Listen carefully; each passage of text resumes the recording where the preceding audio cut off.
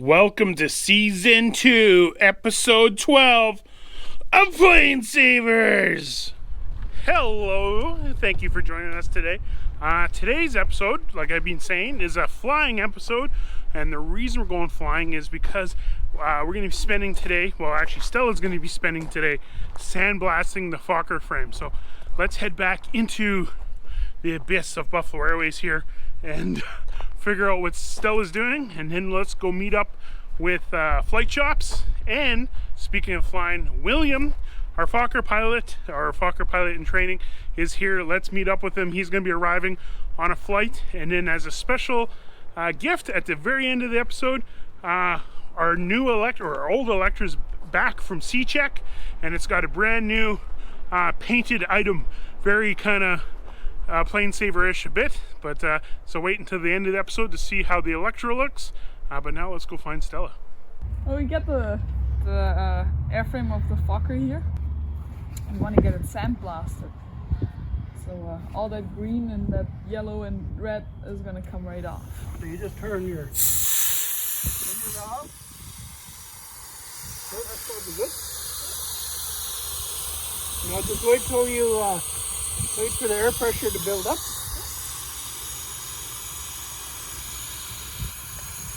Stella, what's happening? Oh, I'm all dressed up to sandblast this beautiful Fokker. It's not seated all the way around. Okay, no.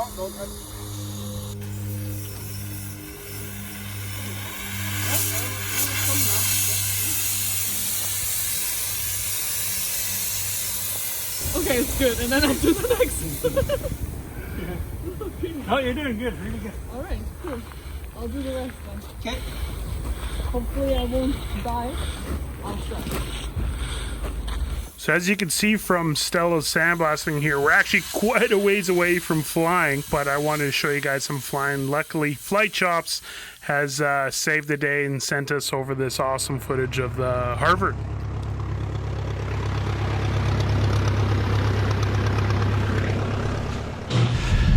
Alright, how you doing, Mikey? I'm just down from another flight in the Harvard, and gonna go check out what's happening with the Tiger project.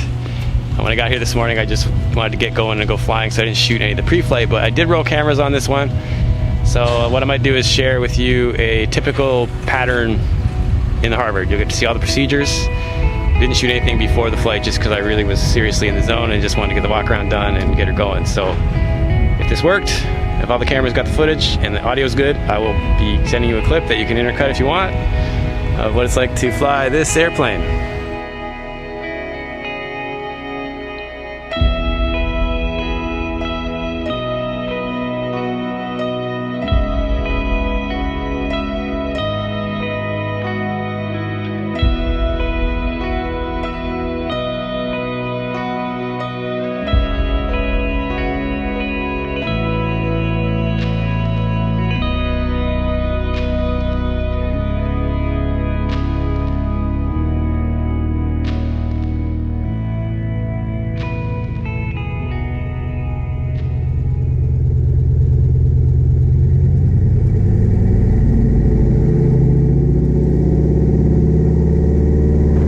Power is set, airspeed's alive, engine temperature and pressure is good, eyes outside.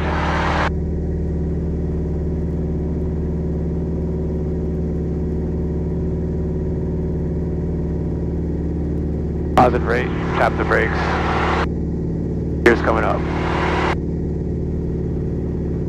Climb out 95. Alright, hey Mikey, figure I'll give you a quick cockpit tour of the Harvard just after that flight. So let's have a look at some of the stuff I was doing that you might not be able to see. This camera rolling just so you have something to cut to. Occurred to me that that might make more sense. Hey Mikey, how's it going? I got my camera here. I'm going to give you a cockpit briefing of the Harvard. Just got down from a flight. Didn't do a lot of shooting before the flight because I wanted to stay in the zone.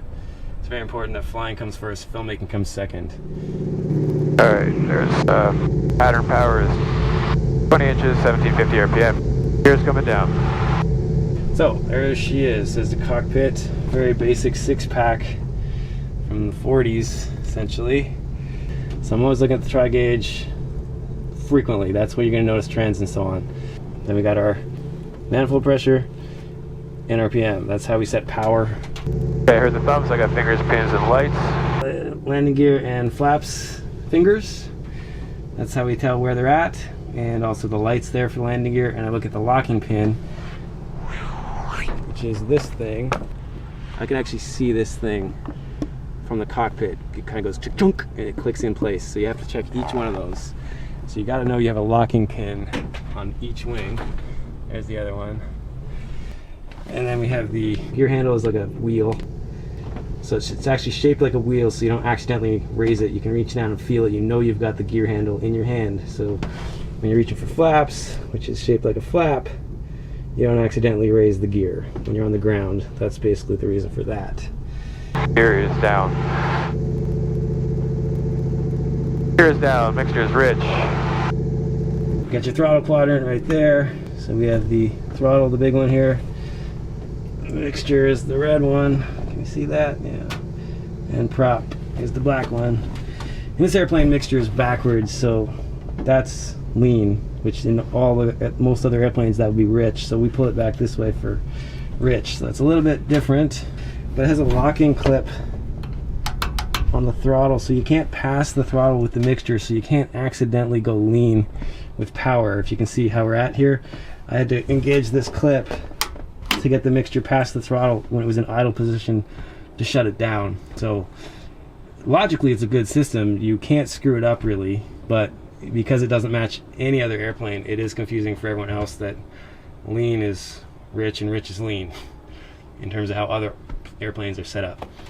So you got to be prepared for that. Prop is full fine.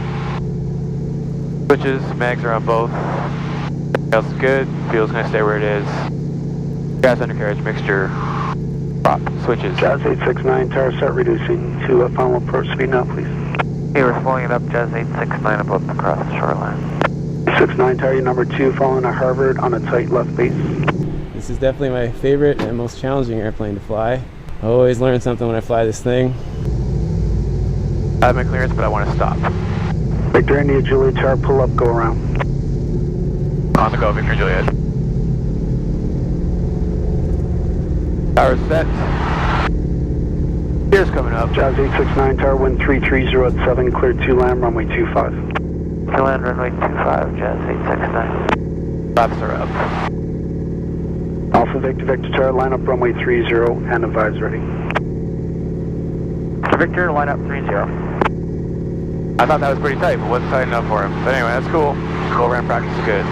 It's always humbling, but man, do I love flying this thing. Always make sure the mags are off before we walk away from the airplane, and we make sure the controls are locked. Switches are off, and we're done.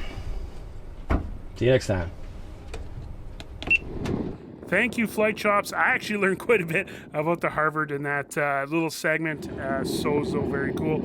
Now, William, the young pilot that helped us with DTD, is here. And you know what? I haven't barely seen him. He's been flying around in airplanes all over the north, getting his knowledge up as a helper. But soon he'll be checked out to fly, the C-46 or other big airplanes. So it's a rare sight to see William. Literally, he's been flying non-stop. So let's see if we can get a sneak peek from him.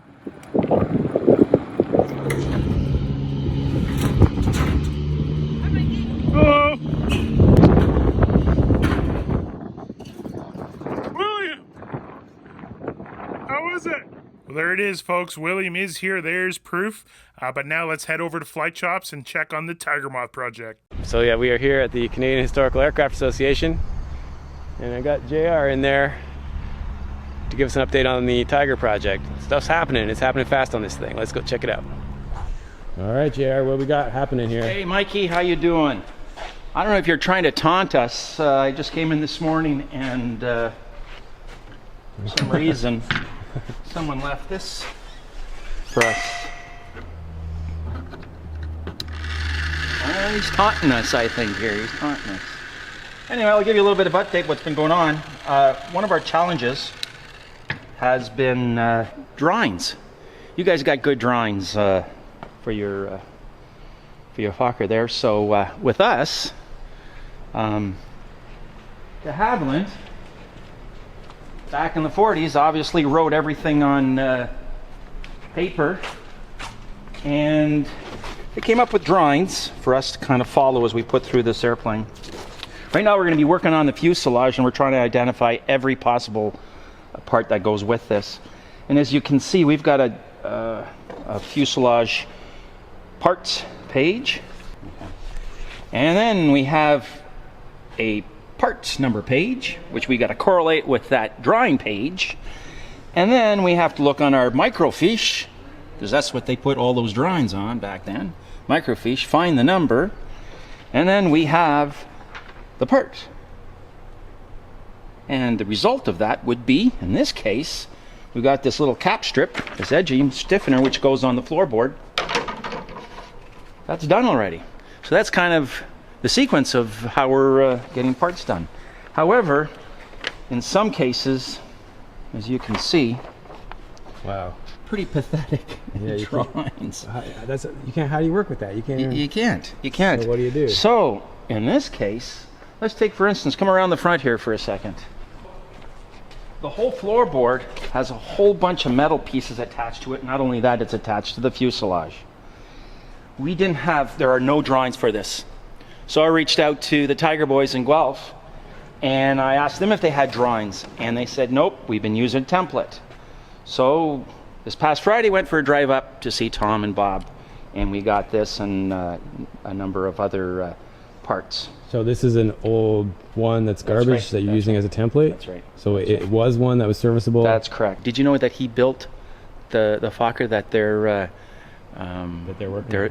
He built it. So he's the guy. He's the guy. Okay, very so cool. what's interesting is that he built both those aircraft, and Mikey's got one, we got the other. Very cool. So they're kind of almost sister planes. It was kind of, sort of. So as I indicated, we're still going through parts. We're working on the fuselage. We have decided that we're going to go with all AN hardware.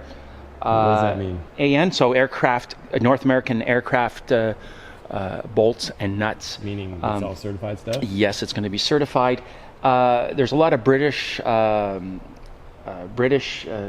and bolts on here. Some parts and pieces will have to be maintained as original pieces with the threads, but we are going to use as much AN hardware as possible, only because it's more accessible and available.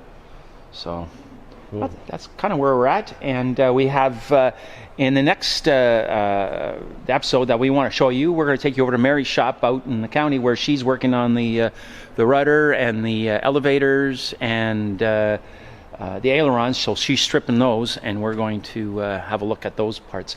But our intent is to have it built up as a full skeleton before we do any covering. Mary's going to be our covering expert on this, and Okay, we need to talk to Mary next time. That's right. That's right. Good. We're great. Cool. Yep. Thank you, JR. That is a very cool little triplane you got there, and congrats on getting so far into the Tiger project. We're back in the shop, and the Tiger Moth project is winning, as you can see. Stella, we actually kind of had a sandblasting fail. We ran out of sand very, very quickly, and the sand that we're using was very, very coarse. If you actually look at the footage, you can see how coarse that sand was. But the mount that Stella did, you can see it cleans up the metal very, very nicely, and it's going to be very good. So we actually made a decision with the help of Rod, was we're going to start doing the repairs on the frame before we sandblast it and completely take it down to bare metal. Okay, right off the bat, what I see, as you can see, as there's the frame is actually broke right here. It's bent right here, and I don't know if you can see it too much with the GoPro, but the front of the frame is kind of guyed a bit. So we are going to get this all fixed. Luckily, Dean Meyer, we have a certified aircraft welder in the back shop, and we're going to put this thing there. Rod's been mentoring us. Rod says this is the easy part. The hard part is going to be stuff like the elevators here, the landing gear, and that kind of stuff. So we are going to be shifting gears a bit. Our spar jig here is kind of in the way. The honeymoon phase is over. The stripping of, if anybody's ever started a project, a car project, anything, the stripping of the parts is always the funnest. Now it comes down to the work. So the honeymoon phase is over. We're going to get everything kind of cleaned up here and start focusing on what would be important. And Benjamin also has to be doing a lot of the Buffalo Airways stuff. As you can see, he's coming along really well with the C46 elevator. Very cool. Rod is extremely happy with how Benjamin is doing. So plus, we're going to do a cleanup and do stuff a little bit better. But thank you. So hopefully, you learned something in this episode with Flight Chops. Thank you, Flight Chops. Flight Chops is now in Europe, so go check out his channel. He's going to be doing some amazing things again. I can't thank everybody enough. I promised you at the end of the video I would show you the Electra ZFE is back from Red Deer on a C-check, and they painted something very thing. So I want to show you guys. Check this out. Tell me what you think. What do you think of ZFE's new orange tail? You know what, I like it. It's different. Let me know in comments what you think. Please be kind. But it's just like TPO, her sister ship, sort of. So TPO and ZFE kind of are now in sister look. And I also wanted to find William, but unfortunately for us, but benefit for him, he's actually out flying with my father in the Norseman right now.